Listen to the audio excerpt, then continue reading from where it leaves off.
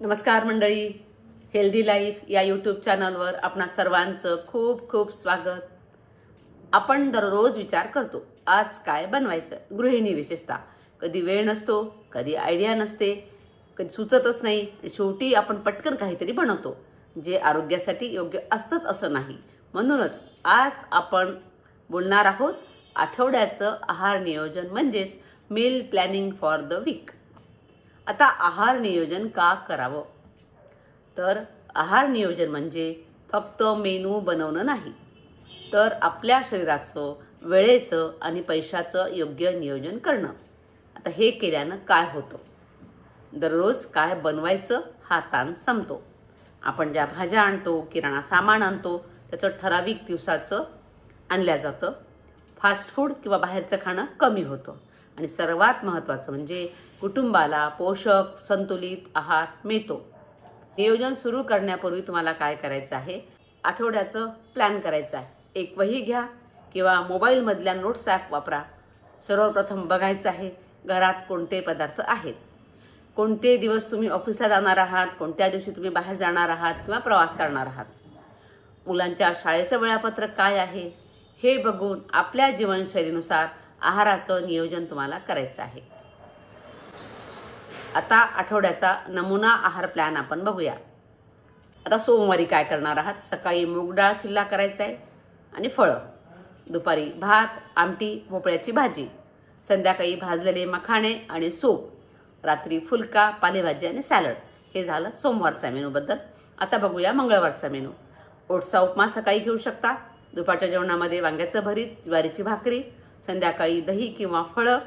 Actually दही रात्री खात नसतात तर तुम्ही फळं घ्यायला हरकत नाही। रात्री खिचडी कांदा लिंबू। हे झालं मंगळवारचा आहार।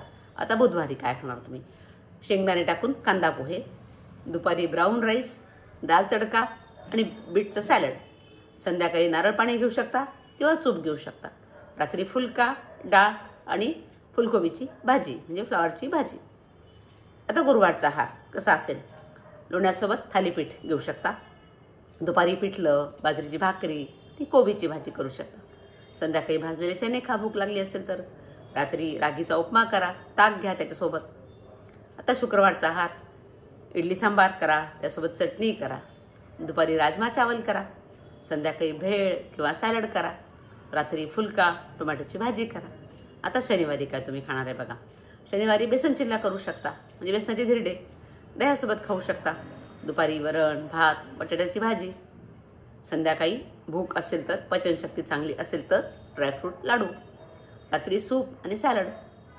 रविवारी साबुदाणा खिचडी आमटी घेऊ शकता, थोडं चेंज वाटेल, दुपारी काही स्पेशल करा पण ते घरगुती असेल याची काळजी घ्या। जसं पनीर पुलाव तुम्ही करू शकता, मसाले भात करू शकता, दालबाटी करू शकता, संध्याकाळी फळं आणि स्मूदी, रात्री हलकं डाळ सूप किंवा मूग सूप।